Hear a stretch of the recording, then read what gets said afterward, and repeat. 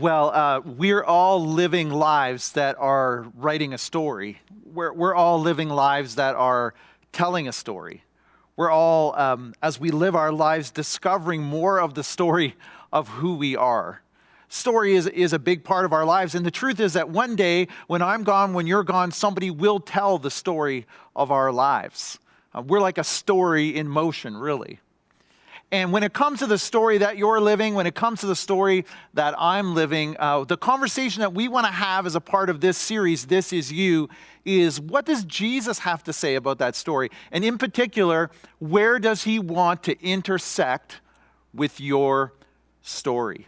And over the course of the series, we're going to be hearing the stories of people who Jesus has intersected with. We heard Danelle's story a little bit earlier today. And we're also going to be looking at historical accounts of Jesus and how he intersected in the lives of people then as well. This is going to be a series that's going to promote a lot of conversation for you. It's really going to get you thinking. Now, when it comes to your story, and if I ask you, hey, what's your story? You're immediately going to start likely with your past. You're going to talk about things that have happened in the past, things that you've accomplished, things that have happened to you, outcomes that have happened in your life. Or then, likely after that, you're going to talk about the future, where you hope it will be, where you hope it will go. And when you look at your story in that way, there is a part of that that is celebrating what's happened and having hope for what's going to happen in the future. That's going to be a part of your story, I hope. But there's another part of our stories that are a little bit more difficult to figure out how to handle. One of those things are the disappointments in our story as we look to the past. You know, maybe for you, you're thinking, hey, I thought I'd be married by now. I thought that we would have kids by now. I didn't think that I would be on my second marriage at this point. I thought my career would be in a different place than it is now. I thought my business would be in a different place than it is now. I thought my relationship with my kids would be in a different place than it is now. Or maybe I thought that my parents or my kids or my brother or my sister, that their faith would be in a different place than it is now. Those are things that are difficult for us as we process them.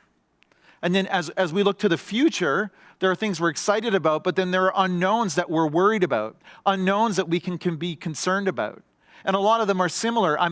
It's unknown to me. I'm concerned about where I'm going to be financially. I'm concerned about where my kids are going to be at. I'm concerned about where my career is going to be at. I'm concerned about where my health is going to be at. I'm concerned about how long I'm going to live. See, there are parts of our story that are exciting, that we celebrate, that we are full of hope.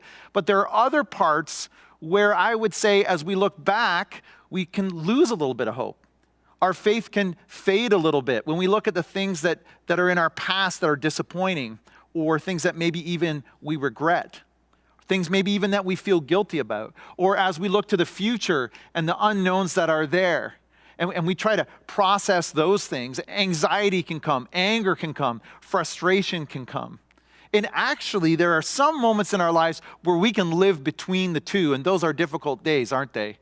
Decisions that we've made about the past are kind of haunting us, or we can't kind of break them. We keep thinking about them. Or things that are coming in the future are so unknown that they kind of get inside our heads. And when we live between the two, our story can be that much more challenging. Now, today, I want to look at an account of two people who had an interaction with Jesus. And they're in that exact spot. And you're going to want to stay until the end of this message, because by the very end, you're going to understand how Jesus wants to intersect with your story in that moment. Now, the account we're going to look at today is in Luke chapter 24. And what you see here in the Gospel of Luke, chapter 24, this account of Jesus' interaction, it's an interaction that happens right after his resurrection. He's died on the cross, a sacrifice for forgiveness of sins made available to all of humanity. And then he's died, and then he's actually risen again and has beaten death, provided eternal life for all of humanity. I mean, this is the turning point for all human beings. It's an incredible moment. And what we're going to see is he meets two people, and they're the very first people he appears to after the resurrection. It's in Luke 24. And it says this: that same day, two of Jesus' followers were walking to the village of Emmaus, 7 miles from Jerusalem. Now, I know I'm only one verse in, but let's stop there for a moment. What's really interesting to me is that Jesus dies, he rises again, he's got time, he's got actually 40 days where he wants to reveal himself to as many people as possible, to show them that he actually rose from the dead. And he does reveal himself to all kinds of people over that time. But you would think on day one, he would just go right over to Jerusalem. He's near there anyway. And he would show himself to hundreds, if not thousands of people, that he would just show up at a temple or a meeting or wherever it might be and show people that he'd risen from the dead. But that's not what he does. He actually goes towards Emmaus. Emmaus is like an unknown average town. I mean, the truth is, even today, they don't know where Emmaus actually was. They're not sure because it's so small, archaeologists can't even find it. It's really an average town on an average kind of unknown road. And he ends up connecting, we're going to see, with kind of two average disciples. The people we've never heard about before in Scripture. One of them, we don't even get their name. A lot of people think it's a husband and wife. But it's two average people on an average road headed to an average town. I mean, he's risen from the dead. You think he'd want a party, he'd want celebrity, he'd want a red carpet, but that's not what's most important to him. What's important to him is connecting with these two people, meeting these two average people in an average place headed to an average town. If you're here today, I mean, this isn't the point of all of today's message, but I know that for all of us, at some points, we can feel pretty average, can't we? There are moments we can feel like we're average, even feel like we're less than average, like we're unworthy, like God wouldn't be interested in us. Maybe you're arriving today, and this is the first time you've ever really thought about the fact that God might be interested in you. But what we see here is that Jesus, in his mercy and his love and his truth, chases these two people down. That wants to be a part of their lives, that wants to be a part of the conversation, that wants to reach out to them. And not only is that true for them, but it's true for you. And I want to share with you today what he would say to you. So we go on in Luke chapter 24. As they walked along, they were talking about everything that had happened. So they're talking about these events, that Jesus had died, they'd been disciples of him, they had followed him, and now he's died, and they're talking about all of the events.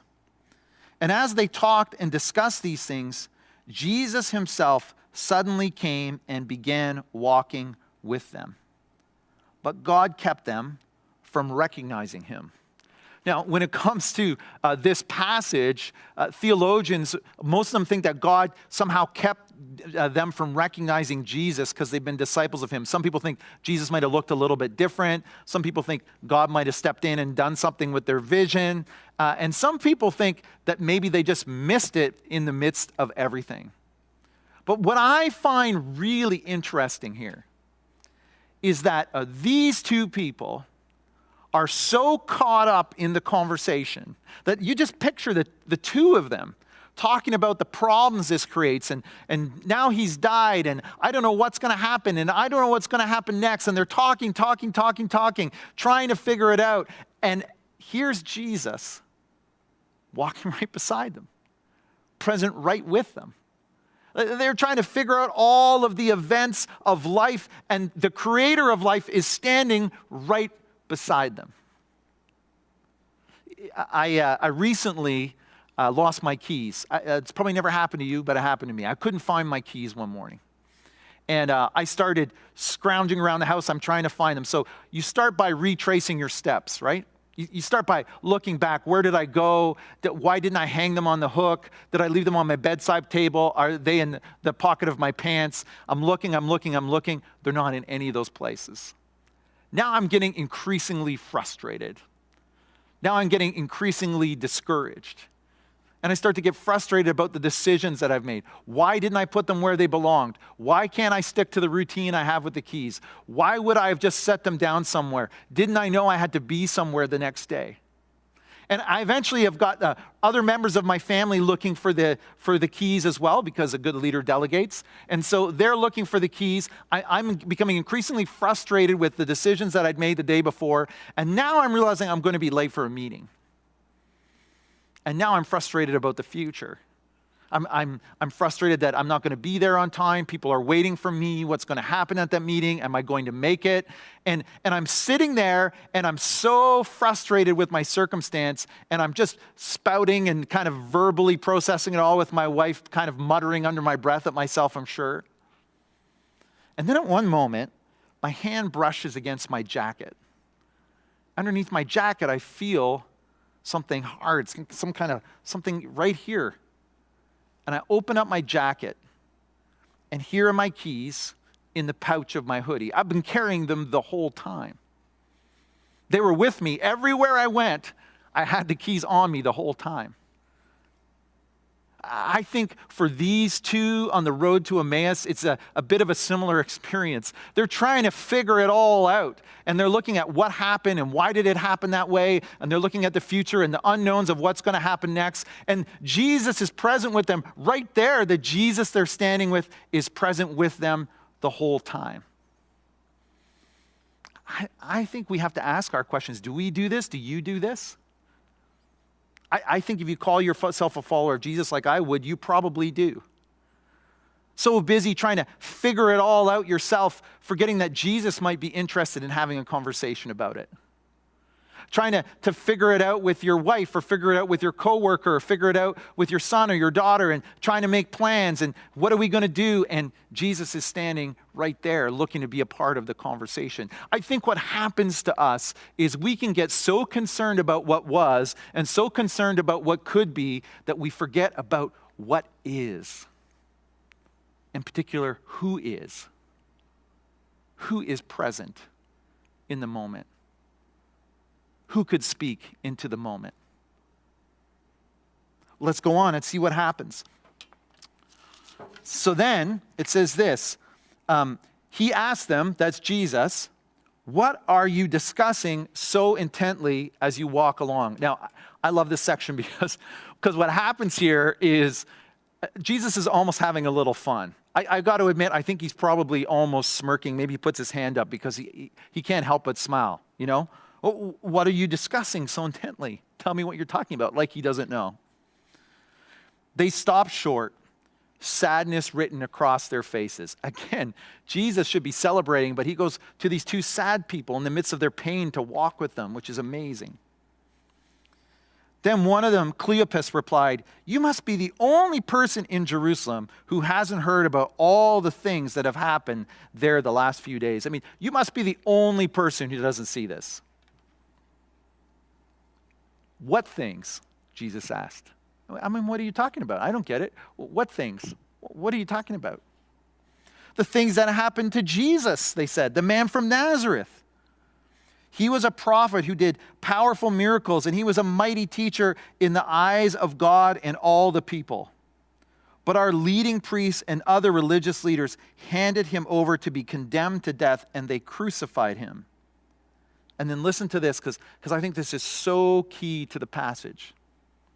It just speaks to their emotion. They say, we had hoped he was the Messiah who would come to rescue Israel. We had hoped. We'd hoped he was the one. This isn't how the story should be turning out. This isn't what we expected. And they get caught up in what Jesus should have done and what he didn't do. And he should have done this and he should have done that. And this story isn't turning out the way I thought it would. I had hoped it would turn out a different way. Does it sound familiar? I'd hoped my career had turned out a different way. I'd hoped my relationship with my kids had turned out a different way. I hoped spiritually my friend or my family member would be in a different place.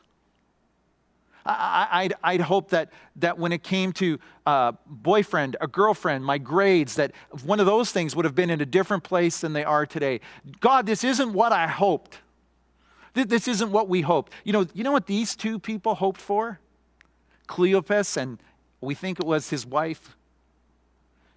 They had hoped that Jesus would be a king. They'd hoped that he would be a political ruler. They hoped that he would step in and he would redeem Israel. He would be the Messiah. He would be the one. And for them, that meant Israel would have power again. Israel would have wealth again. Israel would be a predominant nation. That he's going to redeem Israel. He's going to make us the greatest kingdom of all time. We had hoped, and that's not the story. It's interesting to me what they had hoped in, what they had hoped for, that he would be the one, that he would be a ruler, and many people did in that day, that he would create this kingdom.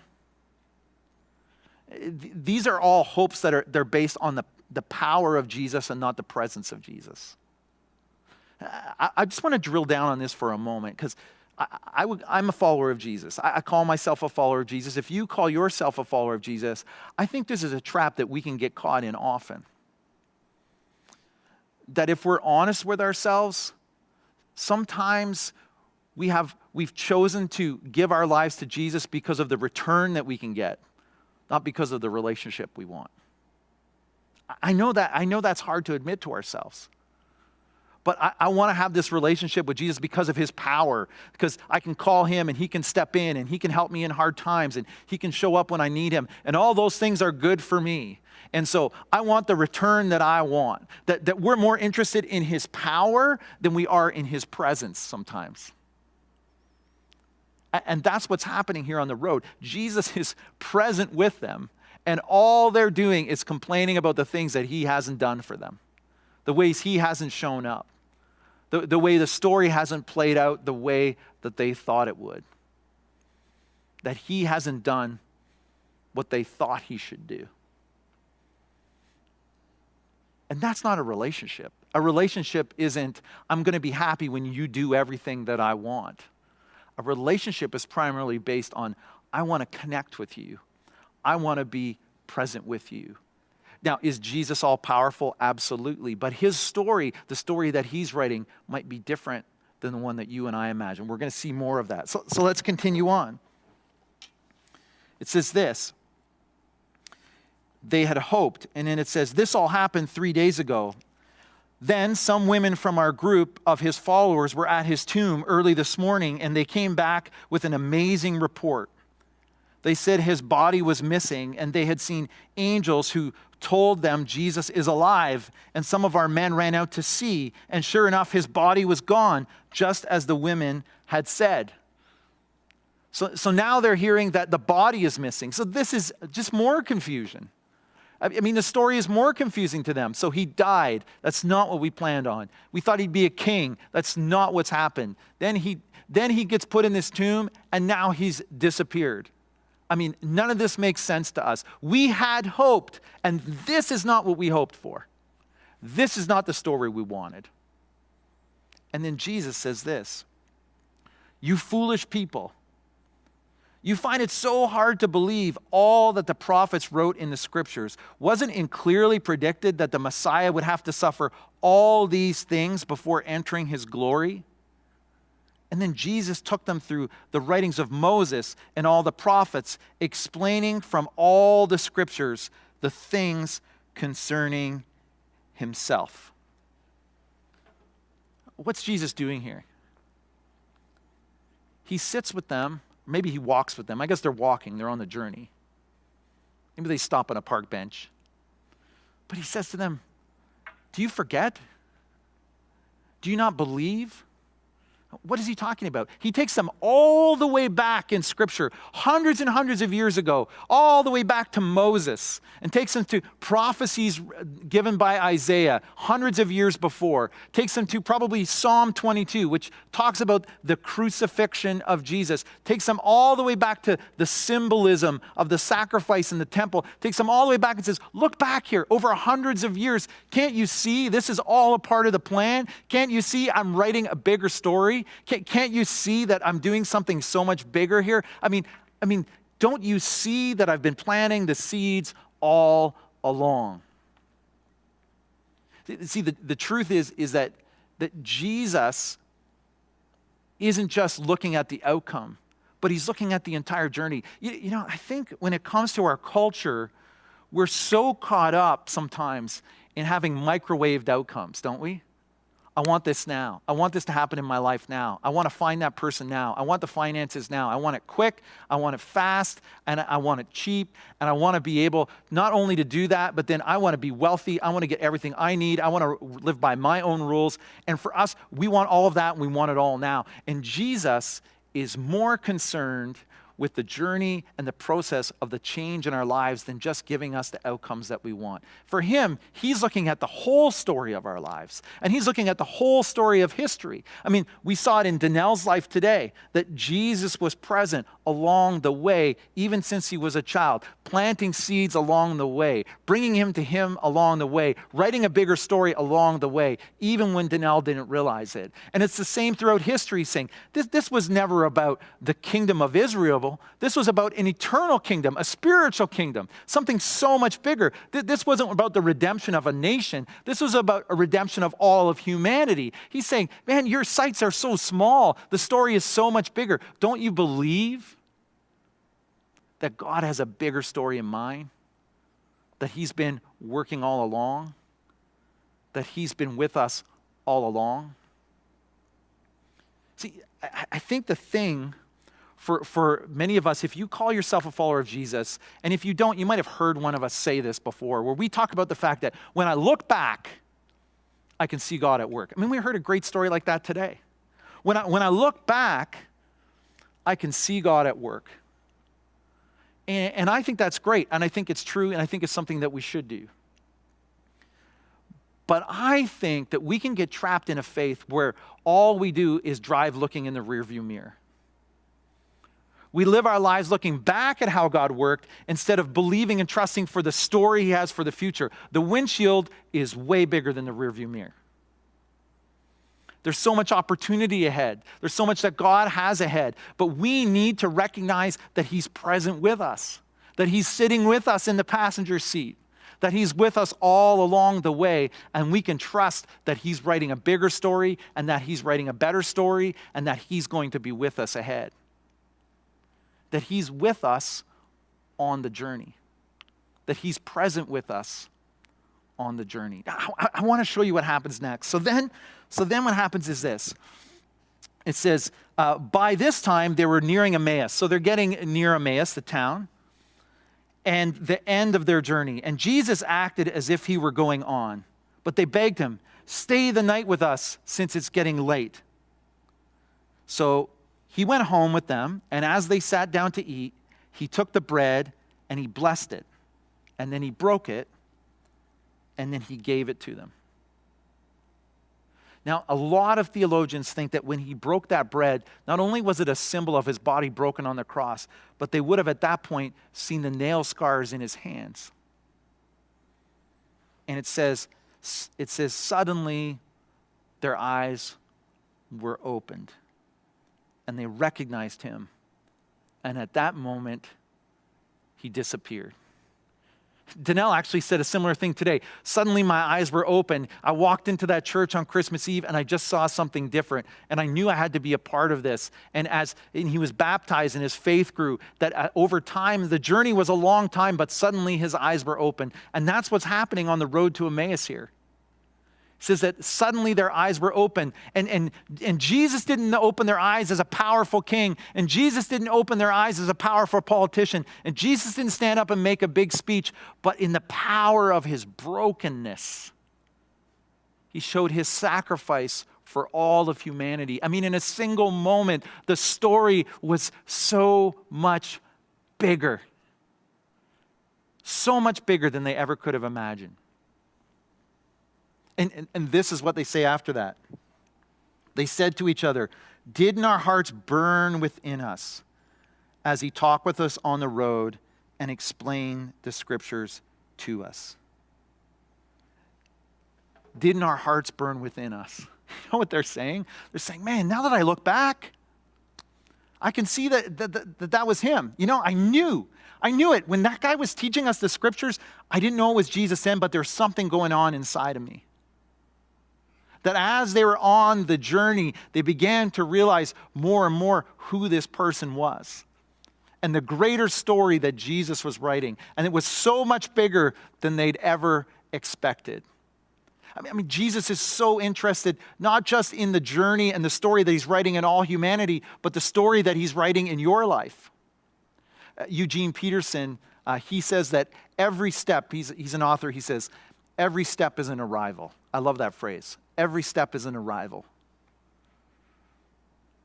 That when Jesus is present with us and we recognize that and that he's got a greater story that he's writing and we know he's next to us, we know we're carrying him with us, or he's sitting with us in the passenger seat, and we look for his presence in our lives and we sit in his presence in our lives and we look for his presence in the lives of other people, we can trust that he's writing a greater story, a story that would be greater than the one we could write if we tried to control everything. And that every step on the journey, the joy for him is we're becoming that much more like him. Here's the thing that I want for you. First of all, if you don't know Jesus, you don't have a relationship with him, man, there's so much in the midst of that he wants to connect with you, and that he wants to be present with you, and he will bring power into your life and forgiveness into your life. There's thousands of us in our church whose lives have been changed and transformed by him. But here's the other thing. If you call yourself a follower of Jesus, that I want for you, I don't want you to live your life spiritually looking in the rearview mirror. I don't want us to say, well, when I look back, I can see the presence of God. I want us to be the kind of people who say, I see the presence of God with me today. I don't have to just look back and see it there. I can see it with me today. But that means we have to pay attention. You see, on the road to Emmaus, they got distracted by the conversation. They got caught up in the fact that the story wasn't exactly how they hoped. They thought it would have played out a different way. They got so distracted by all those things, but they missed out on the fact that Jesus was present with them, writing a bigger story. I mean, when you look at your own life, will you look today for the presence of Jesus in your life, knowing that he's going to write a greater story with your tomorrows? That he's writing a greater story that you can ever imagine, as long as you keep your eyes fixed on his presence. This week, I want you to ask yourself a question. In fact, I want you to ask it today. Where's Jesus present? Where's he present with you? And sometimes that's actually the hardest to see. Where's he present with your spouse? Do you see his presence with your kids? Now, your kids might be heading in a direction you didn't hope for. But can you see his presence? Look for his presence. Your spouse may not be in the place that you thought they would be today, but where is Jesus' presence with them? You might not be in the story might be not the one you'd written, but where is Jesus present with you? With your coworker, with your friend, with your brother, with your sister. Where is Jesus present? Where do you see him at work? What is he doing? Don't get so caught up in what could have been. Don't get caught up in what could be, but see what is. What is a Jesus who is with us on the journey. And when we recognize him, our eyes will be open. And we'll see life in a completely different way. Let's pray together. God, I come to you today, and I pray that we would see you present with us, that we would look for you to be present with us, that we would ask for you to be present with us. And we can get so caught up in trying to control the story of our lives, forgetting that when we believe you have a greater story, when we trust in you, when we look for you to be present with us, that you'll write a greater story than we could ever imagine.